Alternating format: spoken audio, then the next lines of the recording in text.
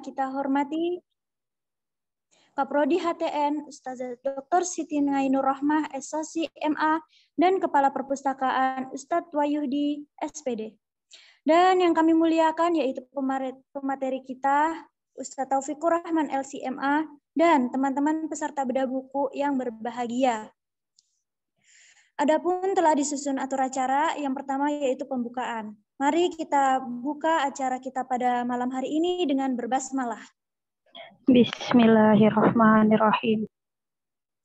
Atur acara selanjutnya yaitu sambutan dari Ketua Pelaksana kepada Kakak Muhammad Abdul Jabbar, dipersilahkan. Baik, terima kasih kepada MC. Alhamdulillah. Assalamualaikum warahmatullahi wabarakatuh. Merdeka. Alhamdulillahirabbil alamin, wassalatu wassalamu ala asyrofil anbiya'i wal mursalin sayyidina Muhammadin wa ala alihi washabihi ajma'in. Asyhadu an la ilaha illallah wa asyhadu anna Muhammadan abduhu wa rasuluhu nabiyya ba'dah. Alhamdulillah, yang amat berhormat Grand Chancellor of Al-Zaitun, Profesor Dr. Abdul Salam Rashidi Panji Gumilang, Magister Pertanian beserta Umi dan keluarga. Yang berhormat Datuk Sir Imam Prawoto, KRSS SA MBA CRBC.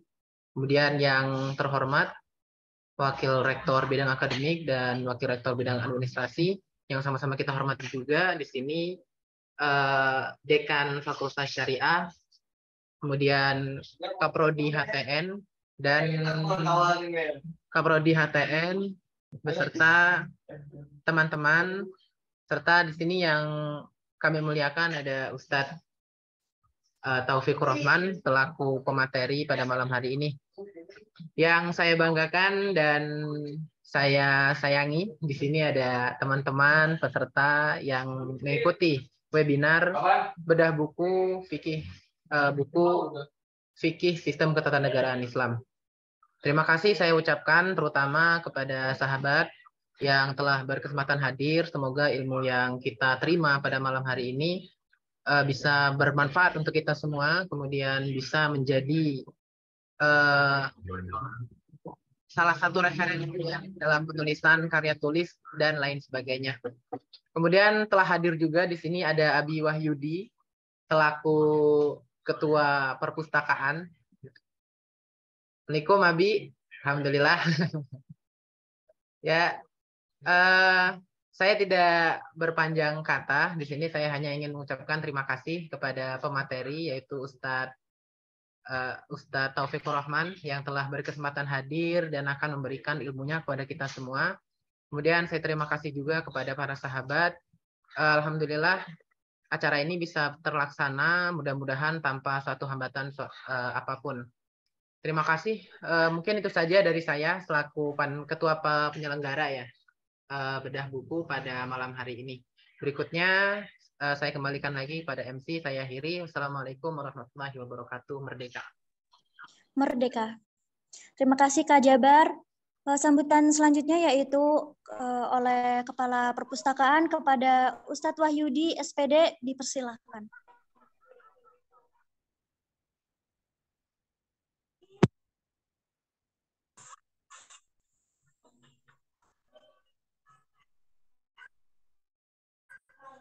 Mic-nya belum dibuka, mohon maaf. Suaranya belum terdengar. Ya, lanjut. Baik. Bismillahirrahmanirrahim. Assalamualaikum merdeka. Merdeka. Alhamdulillah. Al-Mahmud, Allahu Jalla Jalaluhu. Wal musallat hamdun wa aluh. Wal mad'u lahu wal bilad wa rijaluh. Asyhadu an la ilaha illallah wahdahu la syarika lah. Al-mu'in mubin. Wa asyhadu anna Muhammadan abduhu wa rasuluhu al-mab'uts rahmatan lil alamin. Amma ba'd. Pertama yang terhormat Al-Ustaz Profesor Dr. Abdul Salam Rashidi Panji Gumilang, Master Pertanian beserta Umi dan keluarga. Yang berhormat Rektor Institut Agama Islam Az-Zaitun Indonesia, Datuk Sir Imam Prawoto, KRSS, SEMBA, CRBC. Yang terhormat Dekan Fakultas Syariah Umi Fitri Rahmiati Sunaria MBA, yang sama-sama kita hormati Kaprodi HTN Ustazah Dr. Siti Ngainur Rahmah SOSI MA, yang sama-sama kita muliakan, yaitu pemateri. Nah, ini Al Ustadz Taufikur Rahman LCMA nih. Itu pernah ketemu saya di bawah ini. Alhamdulillah Ustadz, kita ketemu lagi di Zoom ini. Assalamualaikum Ustadz. Taufikur Rahman LCMA. Ya, terima kasih. Dan yang berbahagia kepada semua para peserta Zoom meeting bedah buku Fikih Ketatanegaraan Islam yang insya Allah nanti akan disampaikan oleh pemateri handal Ustadz Taufikur Rahman LCMA. Insya Allah semua apa yang disampaikan semoga dapat bermanfaat bagi peserta yang hadir dalam acara ini. Insya Allah bermanfaat dan dapat ilmunya dapat diamalkan. Semangat para pengikut Zoom saat ini, dan ini semoga menjadi bekal Anda untuk masa depan Negara Kesatuan Republik Indonesia. Itu saja dari saya. Semangat semuanya, dan insya Allah ini pemateri yang handal. Ustadz Taufikur Rahman LCMA. Mari kita semuanya mendengarkan dan kita semuanya memperhatikan apa yang akan disampaikan oleh beliau. Demikian, hadza wallahu ya'ana wa yahfazna walhamdulillahirabbil alamin. Assalamualaikum. Merdeka. Merdeka. Terima kasih Abi Wahyudi. Oke, acara selanjutnya yaitu yang kita tunggu-tunggu nih, yaitu penyampaian materi bedah buku, yaitu buku Fikih Ketatanegaraan Islam karya Kiai Haji Afifuddin Muhajir yang disampaikan oleh Ustadz Taufikur Rahman LCMA dan yang akan dipandu oleh moderator. Kepada Syakira Nurul Sakinah dipersilakan.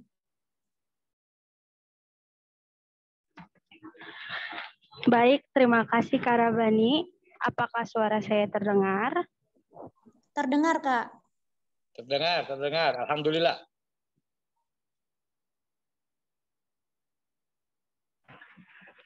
Maaf sebelumnya, saya tidak on cam karena sedang berada di perjalanan. Kalau on cam juga, saya khawatir jaringan makin terganggu ya. Tadi saja sudah putus-putus, kawan-kawan mohon maaf ya kalau saya tidak on cam. Baik kawan-kawan, gimana? Masih semangat tidak? Ya tentunya masih semangat ya. Kali ini kita akan membedah buku dengan judul Ketatanegaraan Islam karya Kiai Haji Afifuddin Muhajir yang akan dibedah oleh Ustadz kita, yaitu Ustadz Taufikur Rahman LCMAG yang berpendidikan S1 di Al-Azhar Mesir tahun 2009 dan berpendidikan S2 di UIN Sunan Gunung Kalijati Bandung tahun 2000. Langsung saja, Taufik. Ustaz, apa kabar? Alhamdulillah baik. Alhamdulillah. Ya Ustadz, gimana Terdengar nih? dengan jelas bukunya? suara saya? Kita langsung saja kali ya Ustadz ya. Dengar Ustadz, alhamdulillah. Alhamdulillah jelas Ustadz. Kita langsung saja ya Ustadz ya untuk membedah bukunya. Kalau begitu, waktu dan tempat saya persilakan kepada Ustadz Taufikur Rahman selaku narasumber. Kepada Ustadz Taufik, saya persilakan. Baik, terima kasih.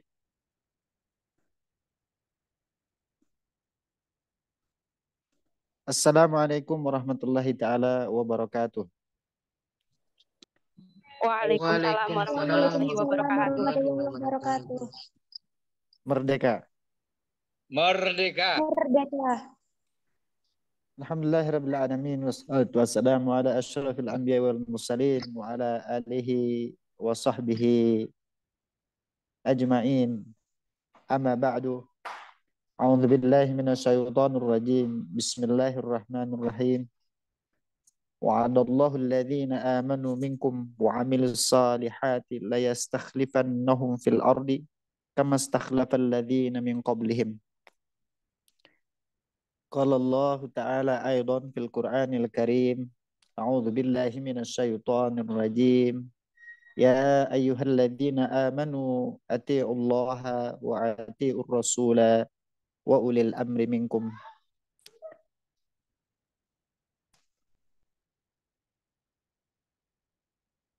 Alhamdulillahirabbil alamin, segala puji bagi Allah Subhanahu wa taala. Pada malam yang berbahagia ini kita bisa bertatap muka melalui syabakah internet dan tidak mengurangi rasa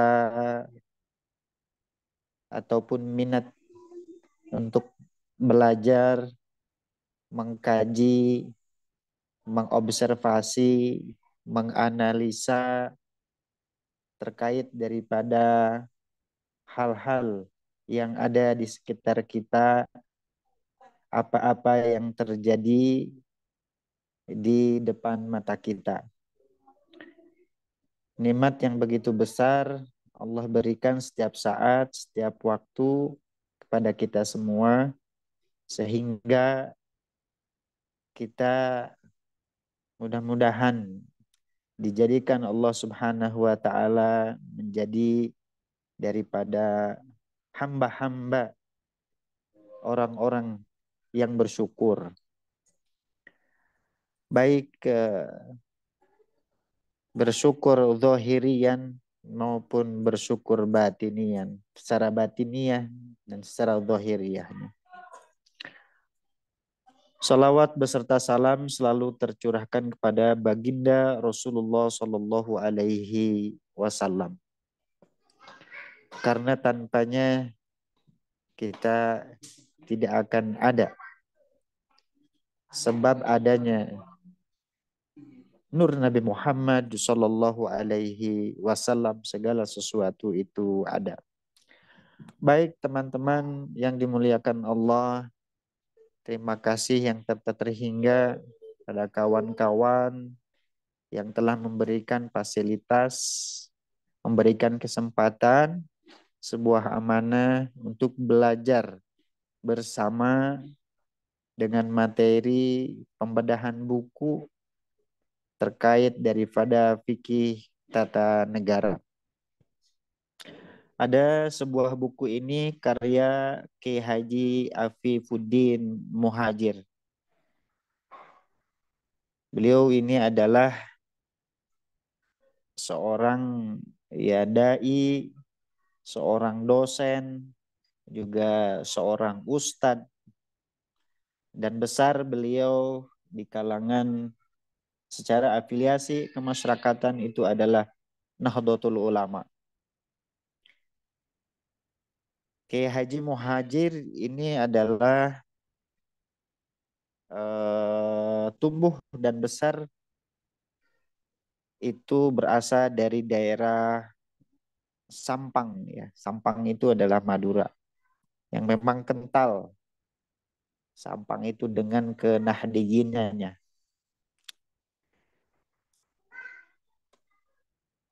Beliau lahir di Madura pada tanggal 20 Mei 1955 bertepatan dengan 27 Syawal 1347 Hijriah.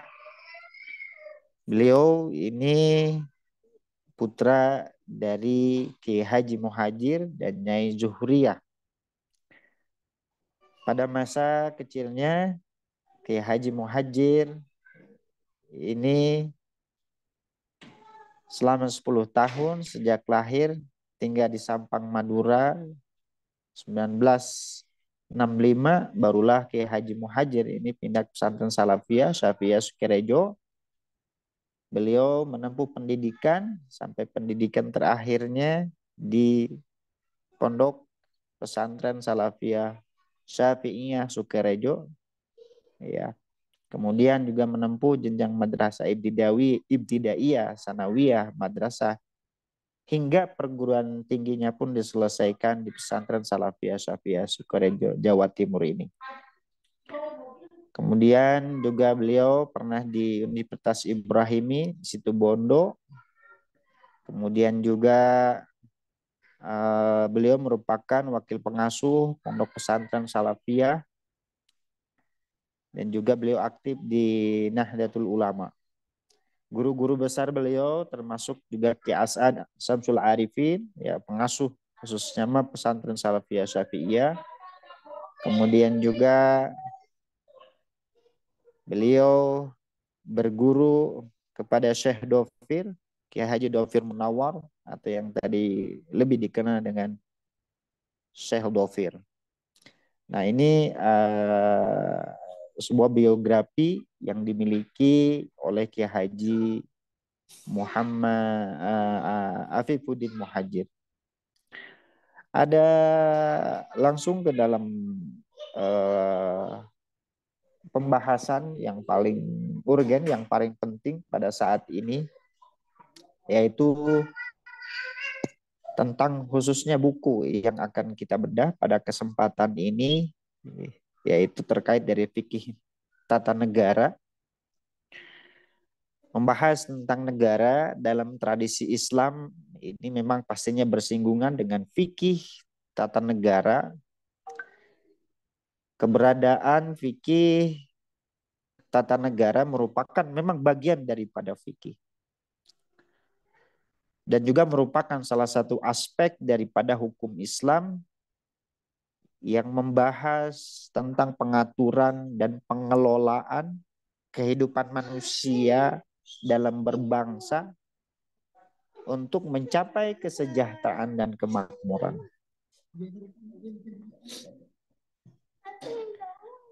Dalam tulisan Kiai Haji Afifuddin ini tentang fikih negara yang di dalamnya memang membahas tentang Pancasila dalam perspektif fikih, ya, tata negara, di mana sebagai ideologi negara.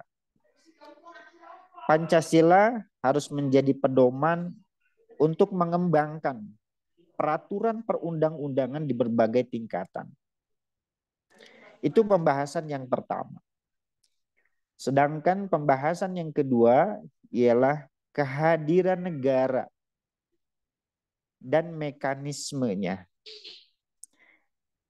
Pengangkatan pemimpin di mana keberadaan negara adalah wajib syar'i. Karena menjadi syarat atau sarana bagi penegakan aturan.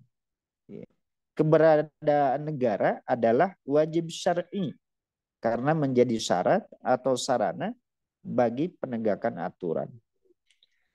Dan juga memiliki status wajib syar'i di sini, di mana kewajiban taat kepada penguasa merupakan isyarat yang sangat jelas setiap muslim supaya memiliki pemimpin dalam berbagai levelnya.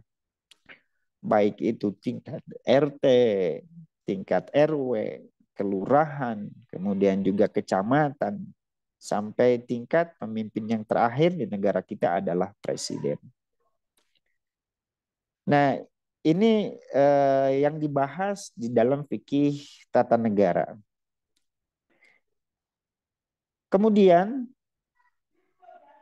di dalamnya memang begitu konflik terkait daripada fikih tata negara ini. Kita akan bahas satu persatu terkait daripada tadi bahwa Pancasila harus menjadi pedoman untuk mengembangkan peraturan perundang-undangan di berbagai tingkatan. Para pendiri Indonesia telah berhasil menyepakati landasan, ya, nasional yang tepat bagi karakter negara sebetulnya. Pilihan Indonesia ini begitu orisinil sehingga Indonesia menjadi negara modern tetapi juga yang berwatak religius. Nah, rumusan istilah sebenarnya didasarkan pada karakter negara. Mereka tidak hanya mampu menghilangkan pengaruh ide-ide negara secara patrimonial yang membentuk sejarah kepulauan prakolonial, tetapi mereka juga secara kreatif memadukan berbagai ide kreatif. Pemaduan ide kreatif ini terkhusus ini ada di dalam ide-ide politik yang akan berkembang di masa depan. Bagaimana negara ini modern sehingga membuat anak-anak bangsa ini menjadi lebih kreatif. Menurut beliau juga, Kiai Haji Afifuddin Muhajir ini mengingat belum adanya kesatuan pengertian tentang bentuk nasional dan pemerintahan sebetulnya. Kiai Haji Afifuddin ini juga yang saat ini teknis pengelolaan negara diserahkan kepada rakyat, ini mengacu kepada debat universal ajaran-ajaran agama. Oleh karena ini landasan ya, teologis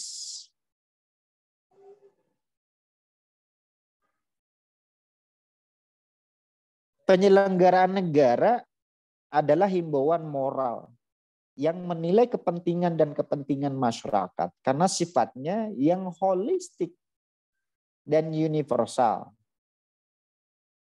Tidak sebagaimana Barat yang memisahkan antara negara dan agama.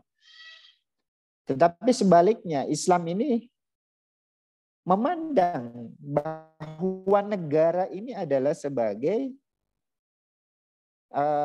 representasi agama-agama yang terkait bagaimana dengan aspek-aspek pengelolaan kesejahteraan rakyat. Sebagai sarana keagamaan, negara ini harus menjadi bagian dari integral atau perpanjangan tangan dari sistem keagamaan itu sendiri.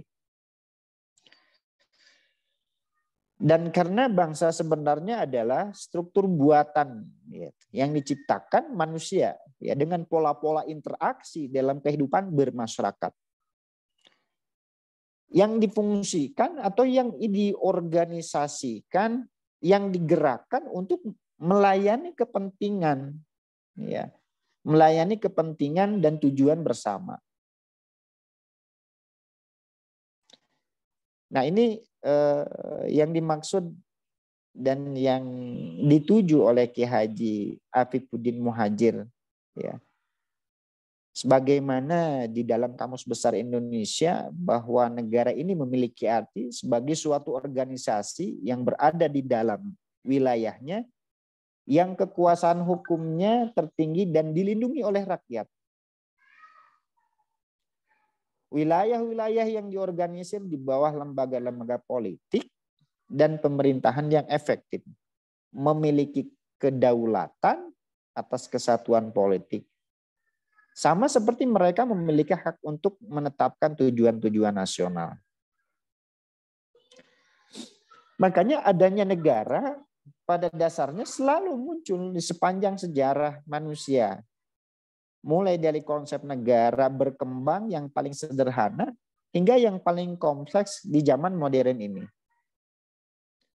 Sebagai memang organisasi keekosistemian sosial, negara selalu menjadi fokus perhatian dan penelitian dengan pengembangan humaniora.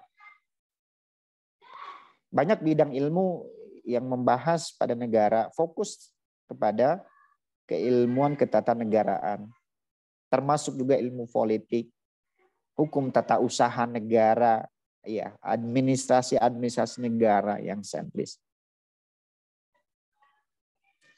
Nah, menurut Kiai Haji Muhajir juga bahwa keberadaan bangsa menurut Islam bukan hanya sebagai tujuan utama yaitu goyah. Tujuan utama. Akan tetapi hanya merupakan sarana atau wasilah, ya. Yakni secara sarana untuk mewujudkan kesejahteraan, kemakmuran, keadilan di tengah halayak manusia.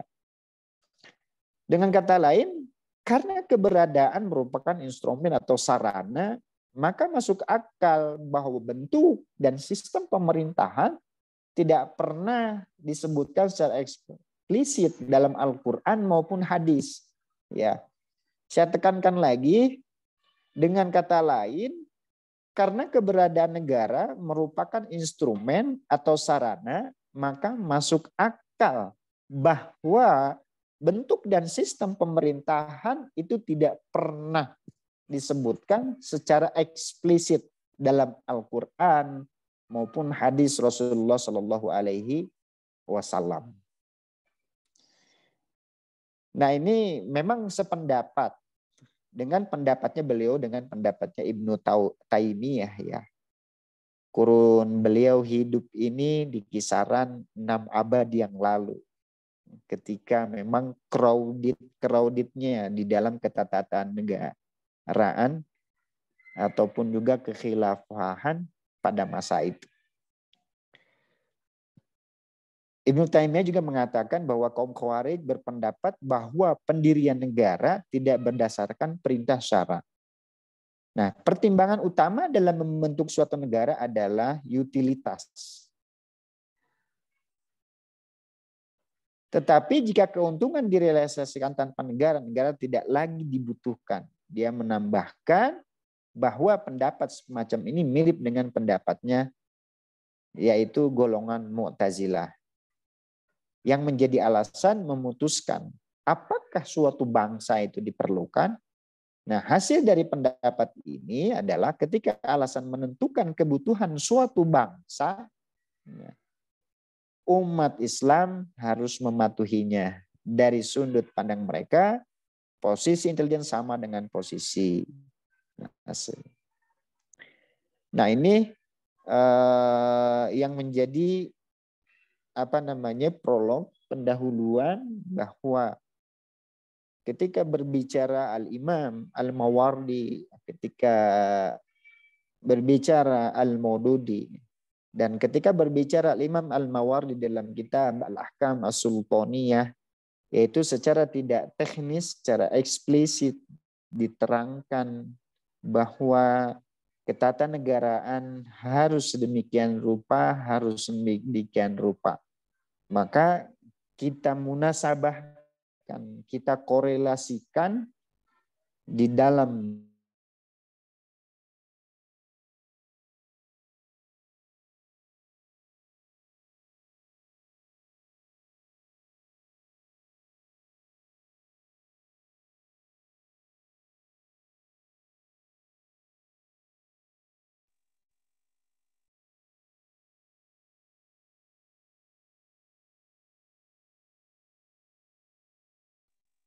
Assalamualaikum Ustadz.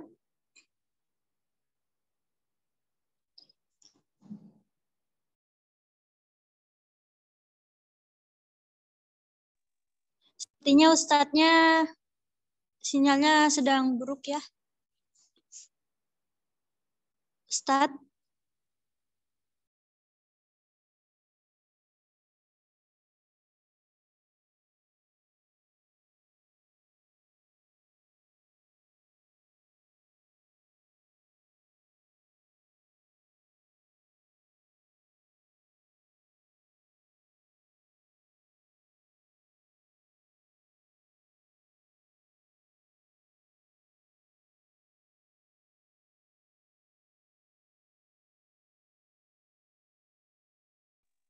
Kepada teman-teman minta maaf ya, Ustadznya sinyalnya sedang trouble.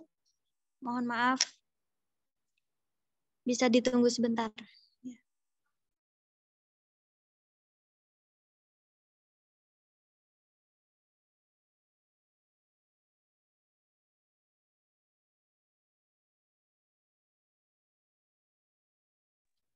Oh ya, dari sejauh ini, dari prolog dari Ustadz, apakah ada pertanyaan dari teman-teman? Nanti bisa langsung ditulis di kolom chat ya.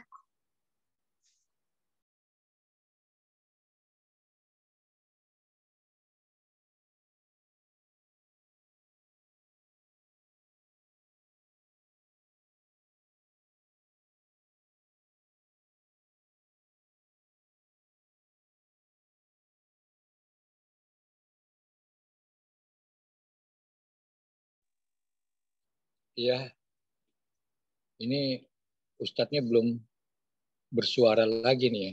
Masih Nolek mungkin ya. Sinyal mungkin ya. Operator. Halo, operator. Masih ngelek kali ya? Iya Ustadz. Ustadz Taufiknya sinyalnya sedang trouble. Bisa ditunggu sebentar.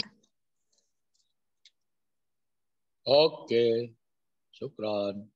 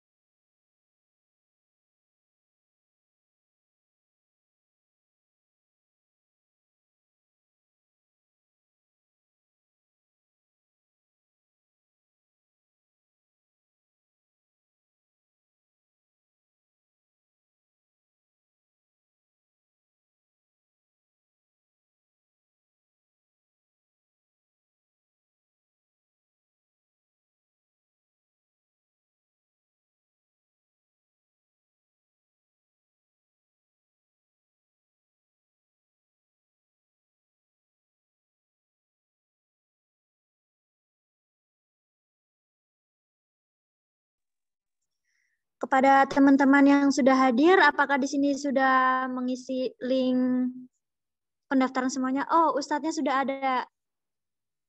Assalamualaikum Ustadz.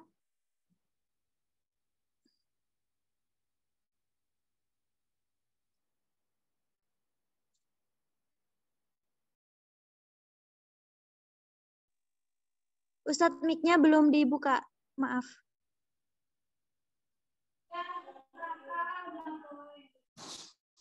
Oke, baik.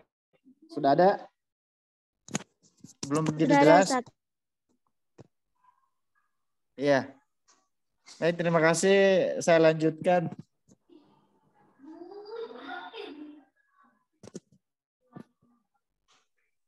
Ada beberapa pokok pemikiran daripada Kiai Haji Afifuddin ini terkait daripada fikih tata negara. Yang pertama adalah negara Pancasila dalam basic fikih tata negara. Ya, pada tanggal 27 Juni ya tahun 1945 BPUPKI melaksanakan sidang pertama dan membahas tentang syarat-syarat hukum sebuah negara, bentuk negara pemerintahan dan dasar-dasar negara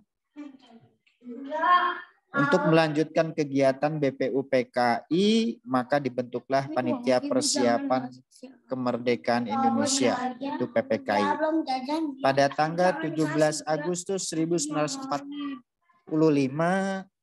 dan dihadiri oleh 27 orang PPKI,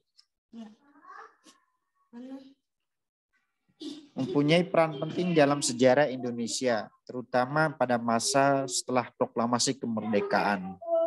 Lembaga inilah yang menyelesaikan dan meratifikasi berbagai sumbangan pembentukan negara Republik Indonesia yang masih baru. Mengenai dasar negara menjadi perhatian khusus dalam sidang BPUPKI ini. Akhirnya terungkap ada sila kelima yang akan menjadi dasar negara, diberi nama Pancasila. Pada awal kelahirannya Pancasila tidak lebih dari sebuah kontrak sosial sebelum menjadi dasar negara.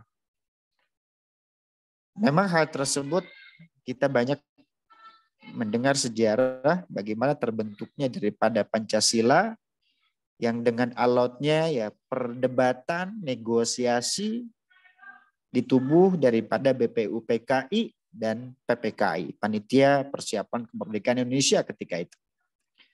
Nah, bangsa Indonesia menyepakati dasar negara setelah kemerdekaan.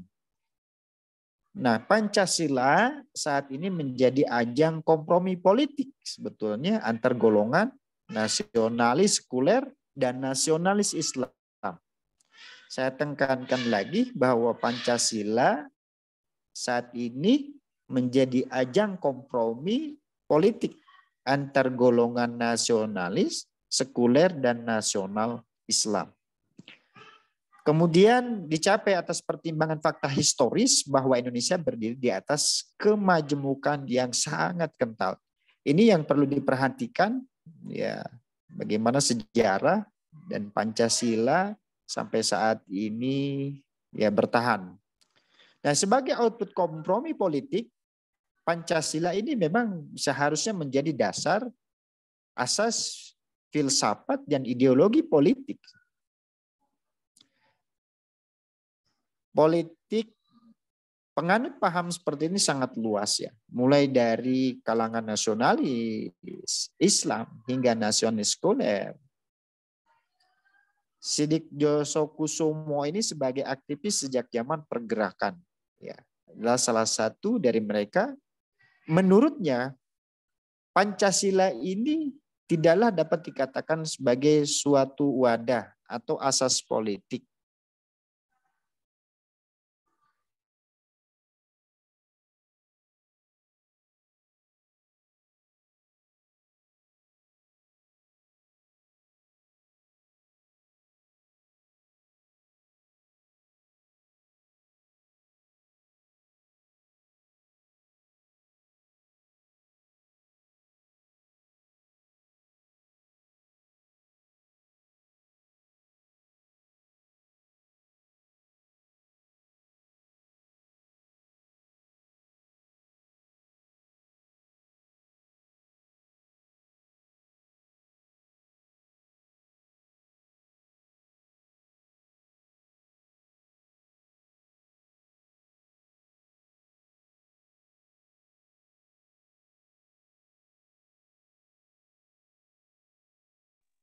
Sepertinya Ustadznya ada gangguan jaringan lagi ya. Mohon ditunggu, maaf kepada semuanya.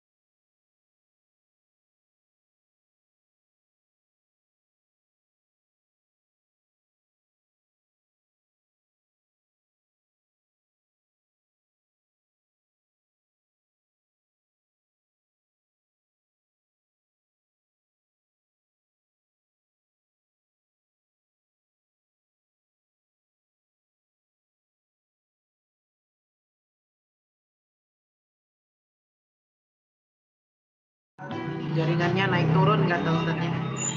Kita tunggu dulu ya.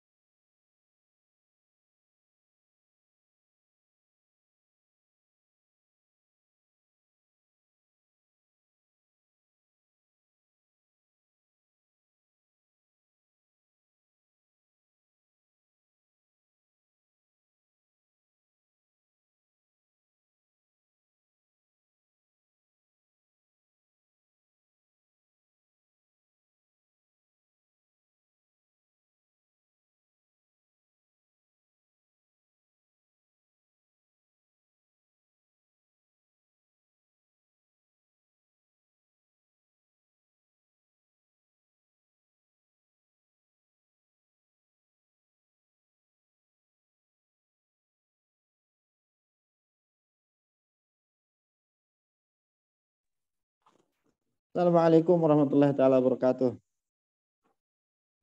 Waalaikumsalam Ustadz.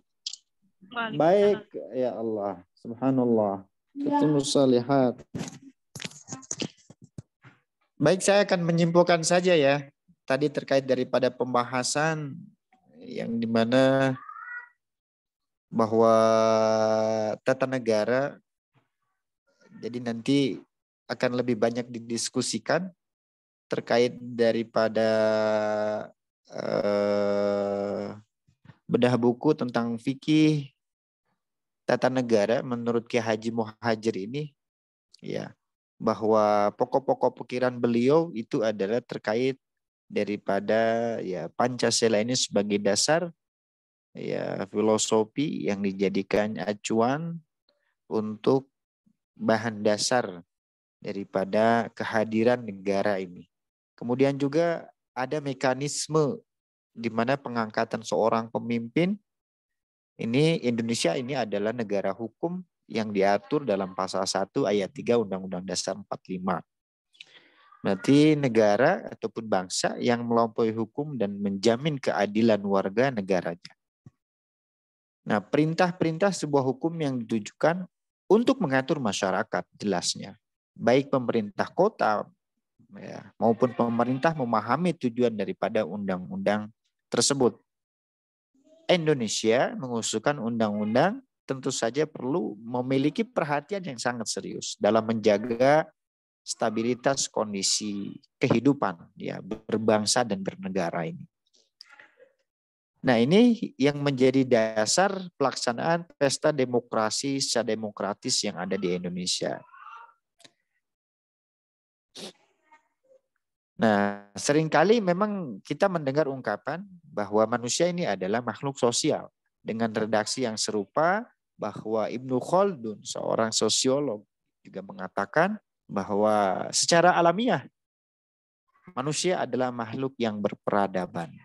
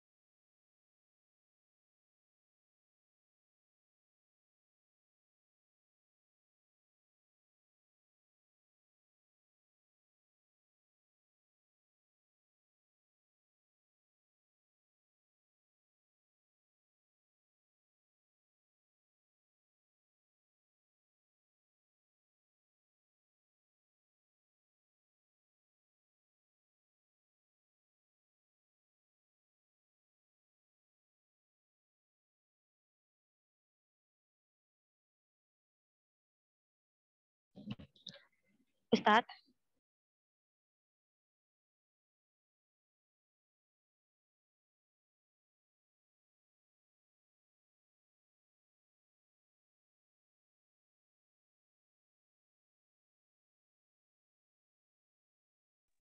Hilang lagi ya sepertinya.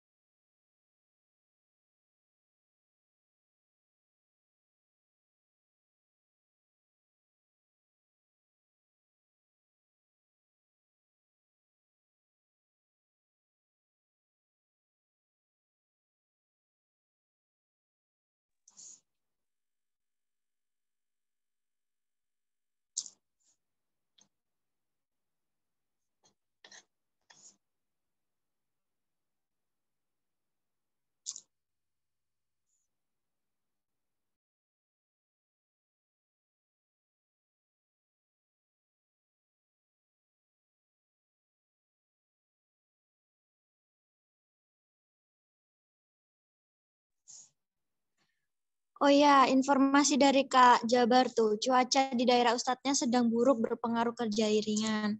Iya sih, akhir-akhir ini juga di sini di Gantar juga gerimis ya. Di tempat kalian juga gerimis gitu nggak? Atau bahkan hujan gitu? Biasa Kak, kadang juga pakai wifi suka hilang-hilang.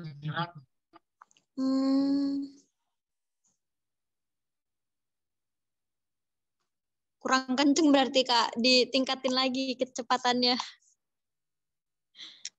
Di sini cerah, Kak. Oh, di cerah. Panas ya, Pak? Ya, betul, panas banget. Iya, di sini juga kalau misalkan siang panas banget, tapi akhir-akhir ini udah 2 hari gerimis.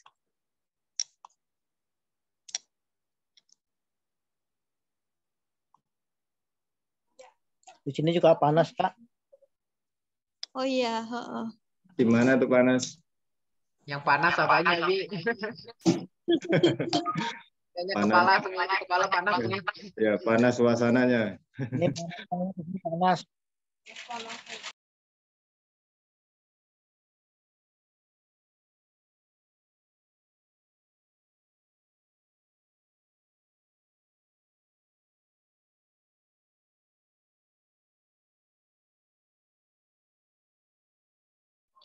Udah sambil ngopi, sambil nunggu.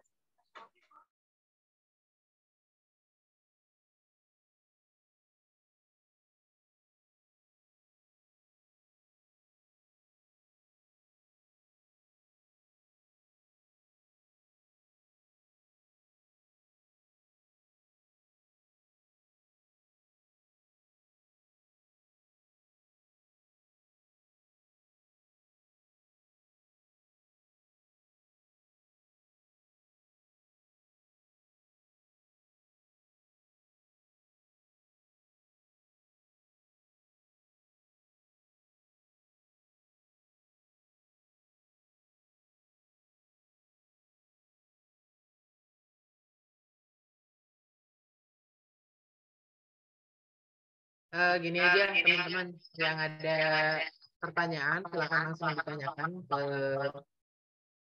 chat ya, kolom chat. Kalau Ustaznya belum bisa merespon, kita coba diskusikan di sini bersama peserta.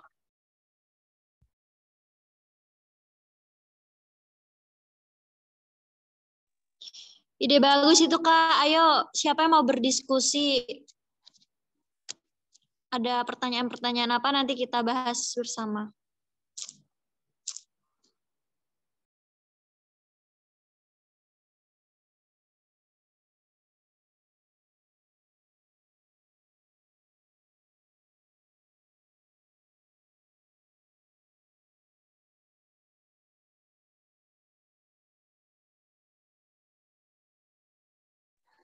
Ayo yang mau bertanya.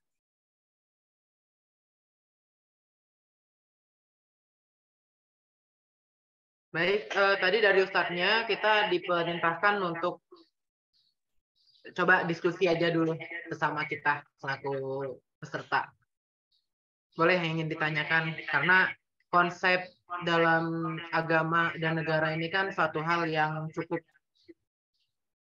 fenomenal, ya, atau bisa dikatakan hal yang selalu menjadi perdebatan.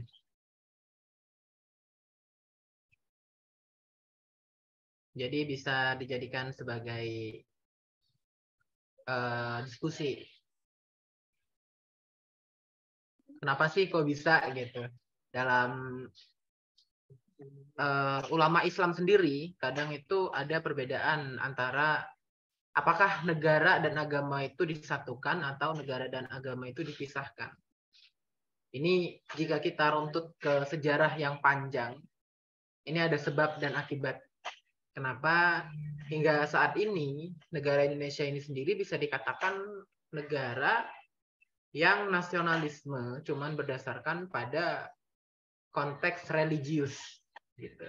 Silakan yang ingin didiskusi, kita diskusi bareng-bareng di sini. Karena ini kan konteks dalam fikih siasah.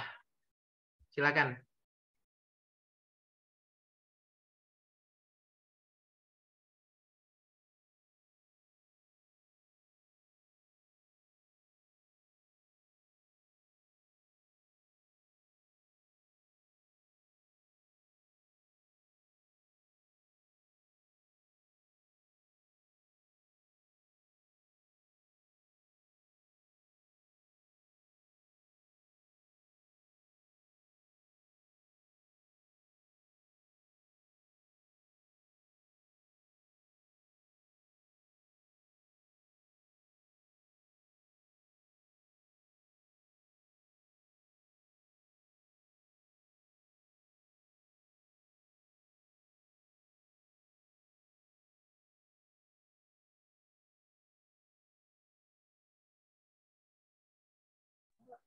Yang didiskusikan yang mana Kak Jabar? Yang antara agama dan negara jadi satu atau misah atau terpisah? Dalam konteks yang ada di Indonesia saja, Abi. Contohnya Indonesia kan banyak tuh yang menjadi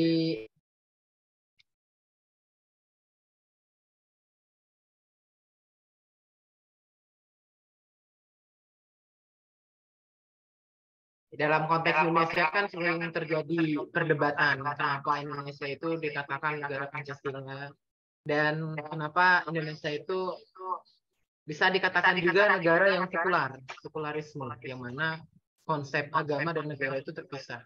Tapi ada yang berpendapat juga bahwa negara Indonesia ini merupakan negara yang berlandaskan nasionalisme, cuman tetap menjadikan nilai agama itu sebagai patokan moral.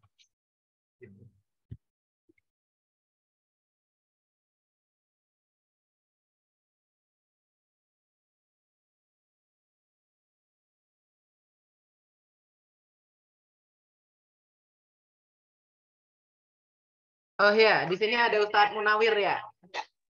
Assalamualaikum Ustadz, Merdeka.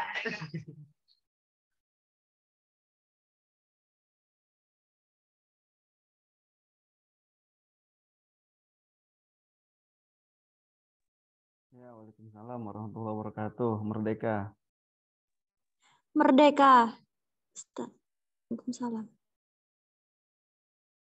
Kita berdiskusi ya, karena di sini ada Ustadz Munawir juga yang selaku dosen tetap juga di Hukum Tata Negara. Bagaimana Ustadz mengenai materi yang telah disampaikan oleh Ustadz Taufik tadi tentang bagaimana pemikiran Kiai Haji Afifuddin Muhajir mengenai fikih siasah? Mungkin ada komentar dari Ustadz Munawir atau hal yang perlu kita diskusikan.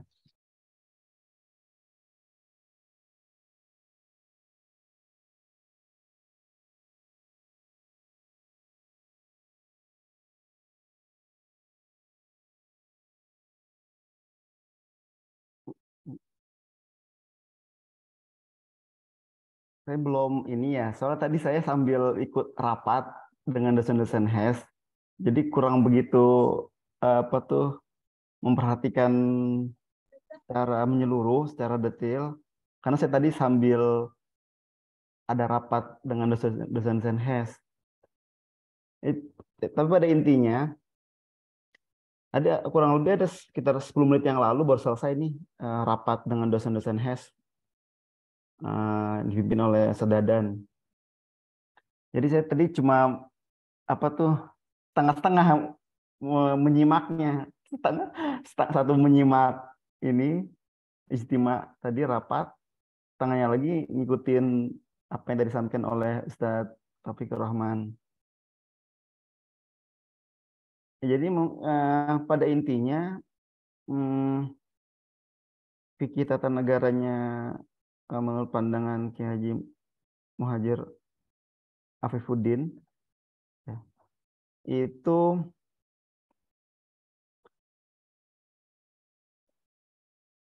ya tetap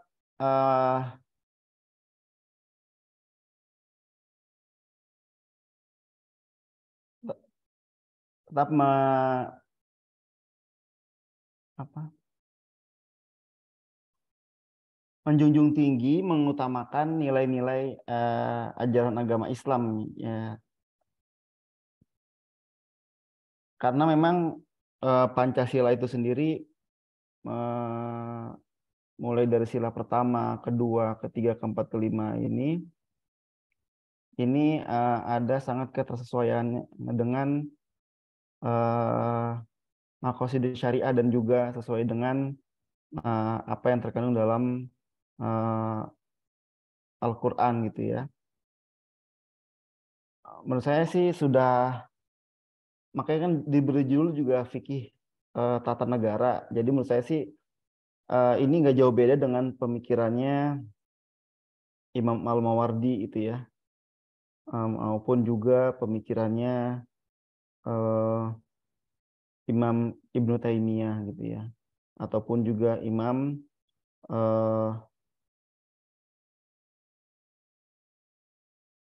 tapi lebih tepatnya sih lebih kepada Imam Al-Mawardi ya. Dan juga pemikirannya dari Imam Al-Ghazali ya kalau yang saya klasifikasi. Ya jadi beliau ini kayak Muhajir Afifuddin ini menurut saya pemikirannya ya nggak jauh beda dengan pemikiran-pemikiran ulama-ulama terdahulu gitu yang merujuk dalam pemikiran sistem politik hukum Islamnya itu untuk selalu menjadikan Al-Quran Karim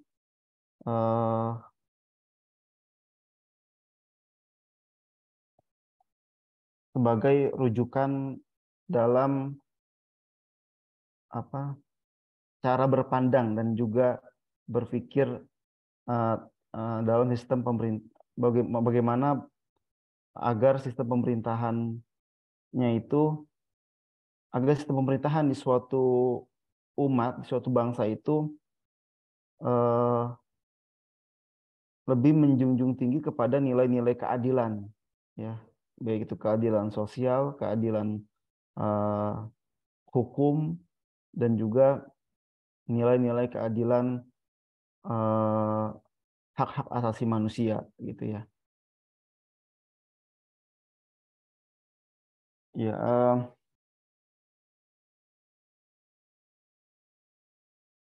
ya mungkin itu ya yang sedikit bisa saya tangkap tadi ya dari apa yang disampaikan oleh Ustaz Taufikur Rahman. Kalau saya juga tadi sambil mengikuti apa yang disampaikan oleh Ustaz Taufikur Rahman, saya sambil ada rapat juga sebenarnya di HP. Cuma saya dari HP kalau ini dari laptop. Jadi mohon maaf kalau nggak bisa panjang lebar, hanya saja yang kesimpulan yang bisa saya sampaikan. Mungkin dari teman-teman mahasiswa yang lain mungkin ada yang ingin mau menambahkan ataupun memberikan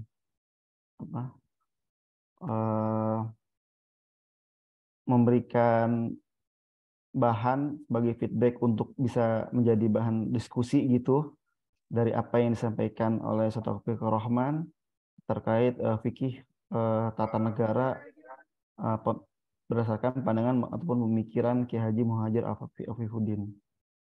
Kiai Haji Afifuddin Muhajir, mohon maaf. Ya mungkin ya seperti itu ya. Ya, baik, terima kasih Ustaz. Kalau saya ambil tadi ya dari yang didiskusikan bahwa dalam kehidupan atau dalam silsilah bagaimana proses terbentuknya negara dalam agama Islam ini tentunya tidak berpacu pada satu sistem kekhalifahan saja. Karena dari semenjak masa Rasulullah itu sistem pemerintahan itu jika ingin dikatakan otokrasi atau otoriter atau sistem yang dasarnya atau pemimpinnya itu adalah dipimpin oleh satu orang. Itu pada zaman Rasulullah itu seperti itu. Jadi pemimpin utama atau yang berwenang dalam hal apapun, baik itu dalam hal legislatif, eksekutif maupun yudikatif itu berada pada tangan Rasulullah. Nah, kemudian beralih kepada Khulafaur Rasyidin. Nah, ini sistem pemerintahan itu selalu bergerak, berubah, tidak berpacu pada satu sistem pemilihan gitu. Jadi pada masa Khulafaur Rasyidin ini tidak berpacu pada satu sistem pemilihan, selalu berubah-ubah. Kemudian ketika contohnya Abu Bakar dipimpin melalui penunjukan dari para sahabat. Kemudian pemilihan Umar bin Khattab yang ditunjuk melalui Abu Bakar sendiri bahwa pemimpin berikutnya adalah Umar. Kemudian setelah Umar meninggal, pemimpin yang akan menggantikan Umar itu ditunjuk melalui Dewan Syuro. Dan begitu juga hingga ke kekhalifahan Ali. Nah, setelah itu berubah menjadi daulah atau sistem kekerajaan. Nah, kerajaan ini juga bisa disebut suatu sistem kekhalifahan, yang mana disebut sebagai monarki ya, terus bergerak.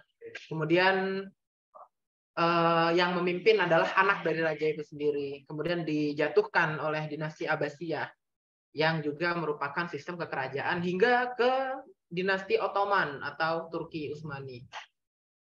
Nah, ini kan dalam kekhalifahan, berarti khalifah itu dalam sistem penggantian atau sistem pemerintahan. Islam itu tidak berpacu kepada satu sistem pemerintahan saja, yang mana semuanya bisa menjadi patokan dalam pemerintahan, asalkan berlandaskan pada Al-Quran dan hadis. Nah, kembali kepada konteks tadi yang dibicarakan oleh Ustadz Taufikur Rahman, bahwa ada pemikiran yang menyatakan bahwa agama dan negara itu terpisah. Ada juga yang menyatakan bahwa agama dan negara itu bersatu, yang merupakan suatu kesatuan yang tidak dapat dipisah. Hal ini berlandaskan pada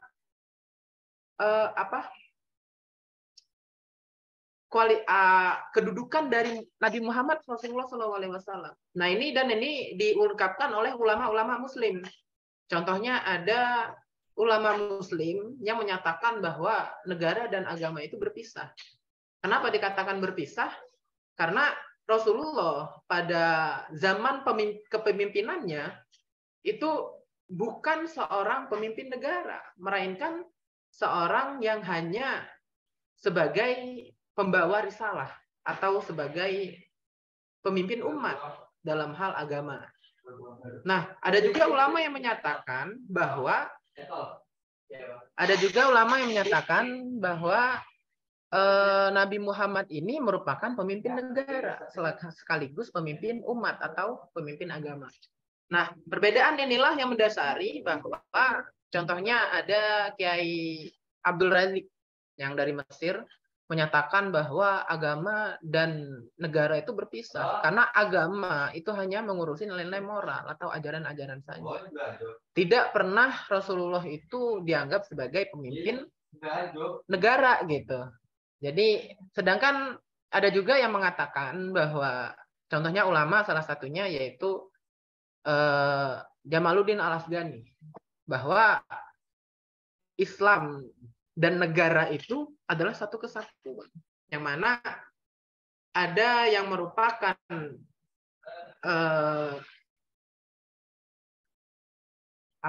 ada yang merupakan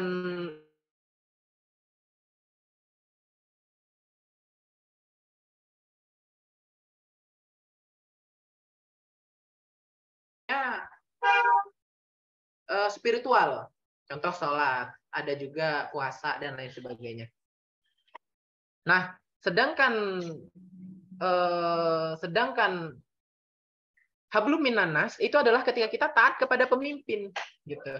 Jadi perbedaan pemikiran inilah yang menjadikan ulama itu berbeda pendapat. Seperti itu, menurut saya.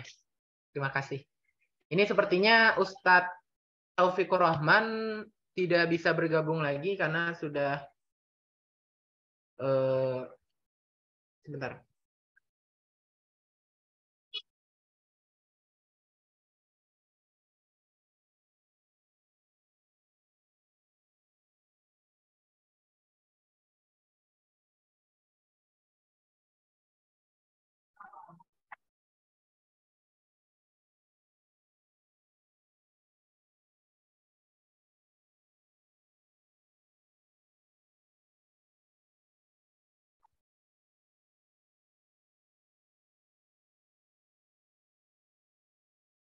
Oke, seperti itu mungkin dari teman-teman ada yang ingin dibicarakan.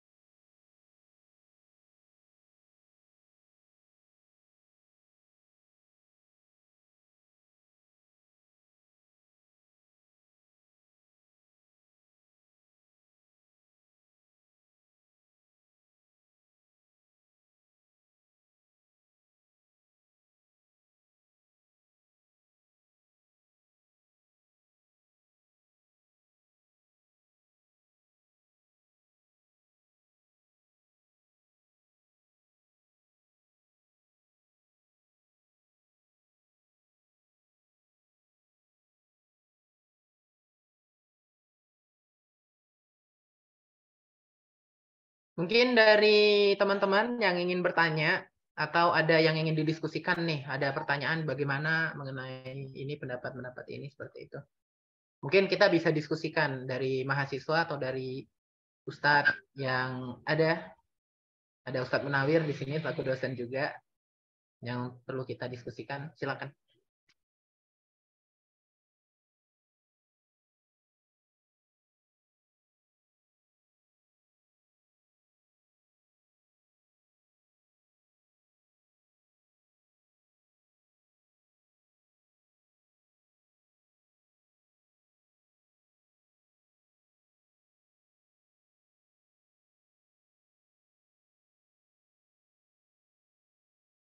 Berhubung Ustadznya sudah tidak bisa bergabung karena jaringan di sana cukup buruk sekali. Mungkin bagaimana? Pakai kita mau cukupkan saja atau ada yang ingin kita diskusikan? Jika dicukupkan, mari kita cukupkan. Jika ada yang ingin didiskusikan, saya serahkan ke moderator. Silakan.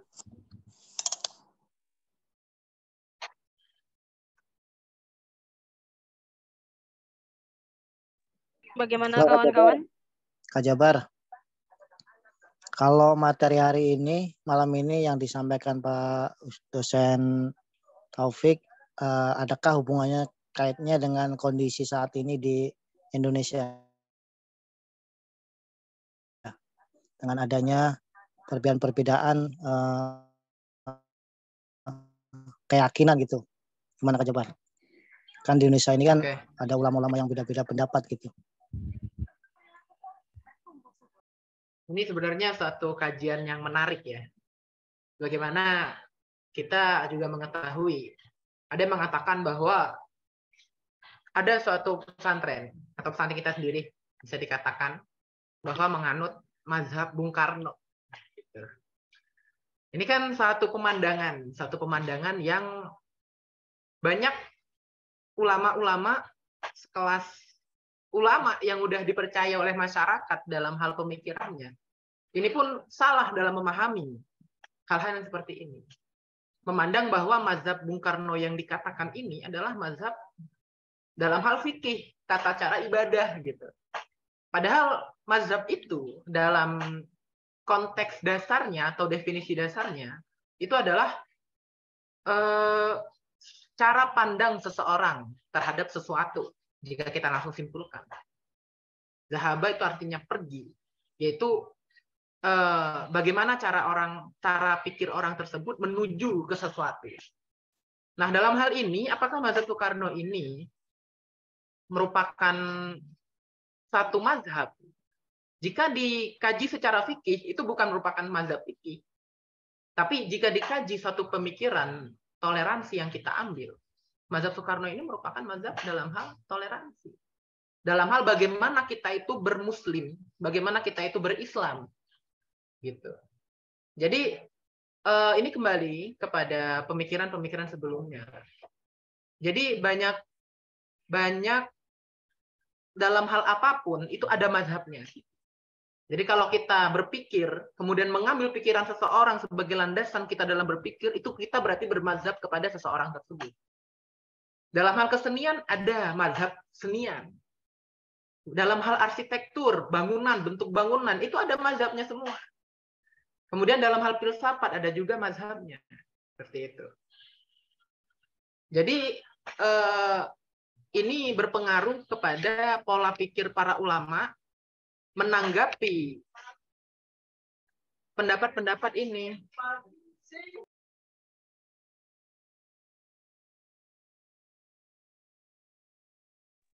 Itu. Jadi ini bisa dikatakan satu kekeliruan dalam berpikir. Jadi mazhab Soekarno itu bukan suatu mazhab yang diambil, yang kita simpulkan sebagai landasan kita dalam berpikir fikih. Jadi banyak mazhab-mazhab juga yang bisa kita ambil simpulannya.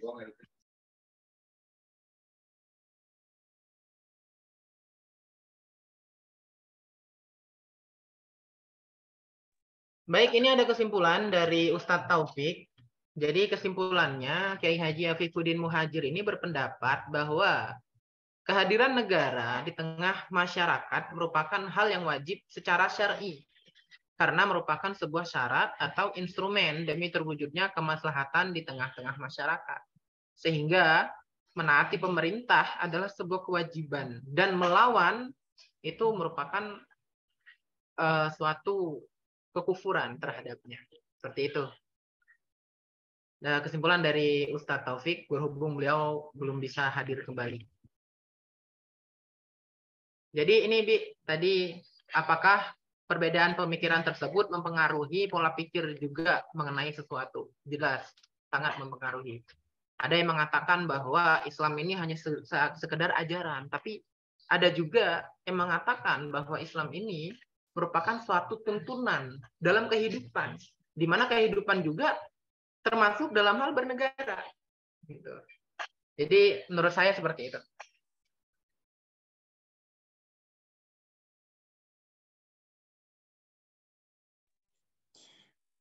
Oke, terima kasih kepada Ustadz Taufikur Rahman dan Kak Jabar juga yang telah menyampaikan kesimpulan dari perpanjangan tangan dari Ustadz Taufikur Rahman juga ya. Terima kasih. Semoga apa yang telah disampaikan tadi walaupun terhambat oleh sinyal ya dan kita belum bisa membedah lebih jauh lagi, tapi semoga apa yang didapatkan bisa bermanfaat bagi kita. Ada atur acara selanjutnya yaitu foto bersama ya. Silakan Pak teman-teman untuk membuka kameranya.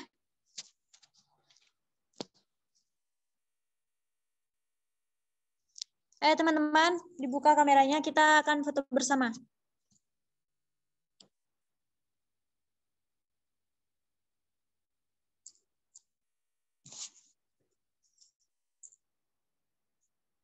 Oke, 1, 2, 3.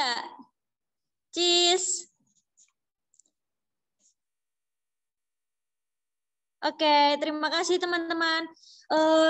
Atur acara selanjutnya yaitu pemberian sertifikat ya secara simbolis kepada Ustadz Taufikur Rahman. Bagi seluruh peserta yang hadir pada malam hari ini juga mendapatkan e-sertifikat. Oleh karena itu harus dipastikan kembali teman-teman harus mengisi link pendaftarannya ya agar bisa mendapatkan e-sertifikatnya. Oke, ini dia sertifikatnya ya teman-teman.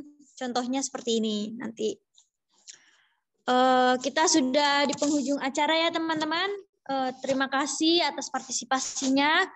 Mohon maaf sebesar-besarnya apabila ada kesalahan tutur kata baik perbuatan yang tidak berkenan di hati. Akhirul kalam saya ucapkan wassalamualaikum warahmatullahi wabarakatuh. Merdeka. Merdeka. Kita akhiri dulu dengan berhamdalah. Alhamdulillahirabbil alamin. Merdeka. Oke, terima kasih.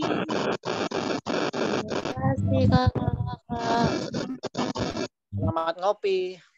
Alhamdulillahirabbil alamin. Izin keluar.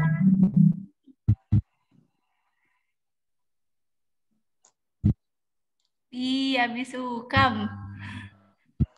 Pak Sukam ngopi, Pak. Oke, makasih Abi. Aku keluar ya. Ya, Mas.